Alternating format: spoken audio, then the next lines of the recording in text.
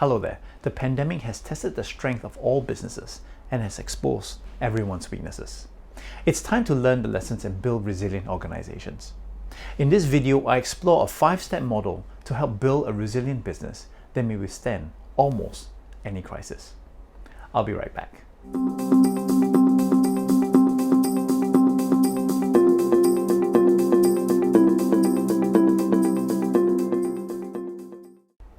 Welcome back. My name is Raymond Huan, and if you own a business, you are interested in business, or you wish to learn about the tips and tricks on how to operate your business better, I encourage you to click on the subscribe button that you see before you right now.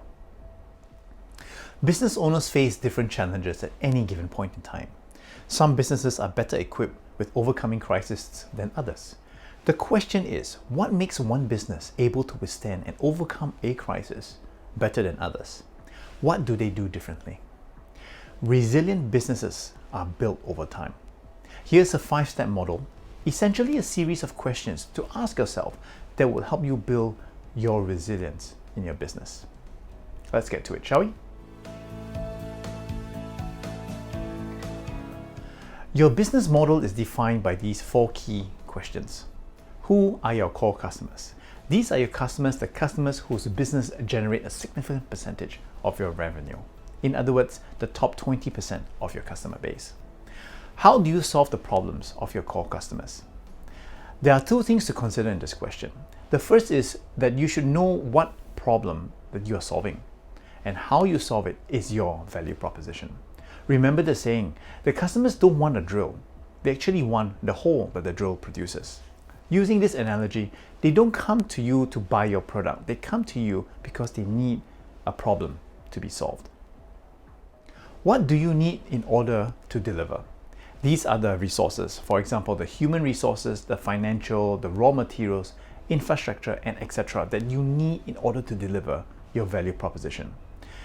What revenue models do you use for your core customers? Or put differently, how would you earn revenue from the products and services?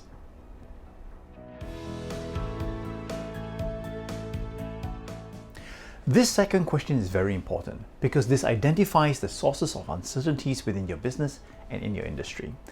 This defines the variables that, if they change, can drastically impact your business.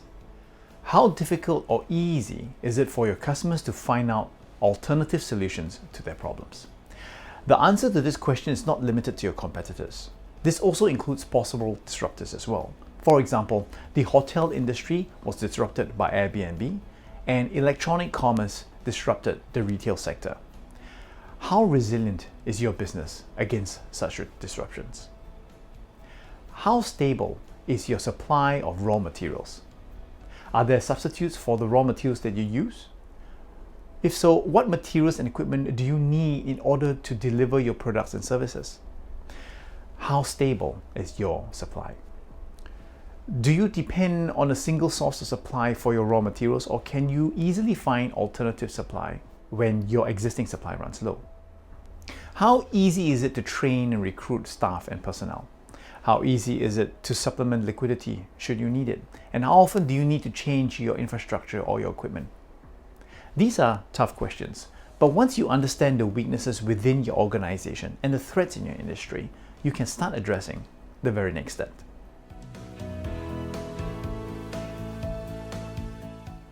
The question requires you to draw up scenarios which the variables you have identified above suddenly changes.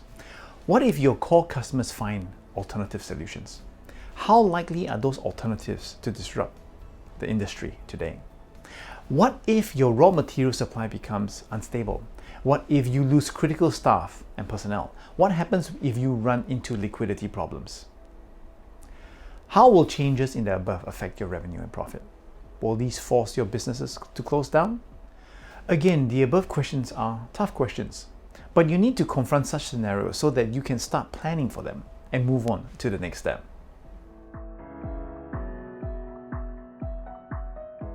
This 4th step is what many businesses call continuity planning. Once you've predicted the scenarios, we start to create plans to address these scenarios. What can you do today to prevent disruptions in the industry? Do you start exploring these alternative solutions and offer them yourself? Or do you make the first step and start the disruption in your industry yourself? What about raw materials and equipment? Do you need to start upgrading infrastructure and equipment?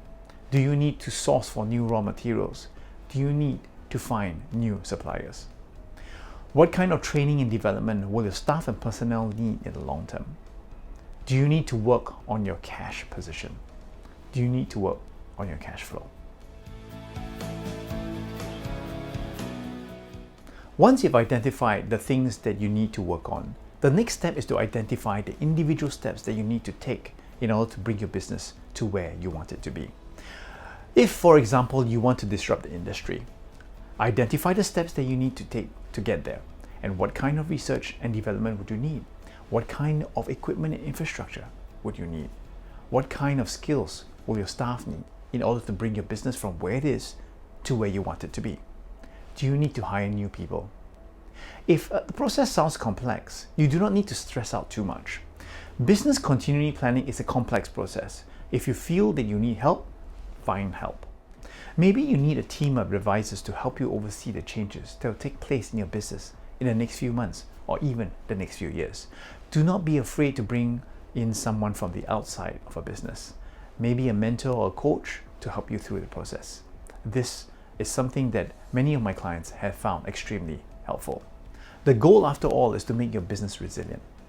Many times, doing so requires a different set of skills and a different perspective, and maybe even some experience in this kind of process. Thank you very much for watching this video. I hope that you have found the questions that I posed useful and thought-provoking, and I look forward to catching up with you in the next video very soon.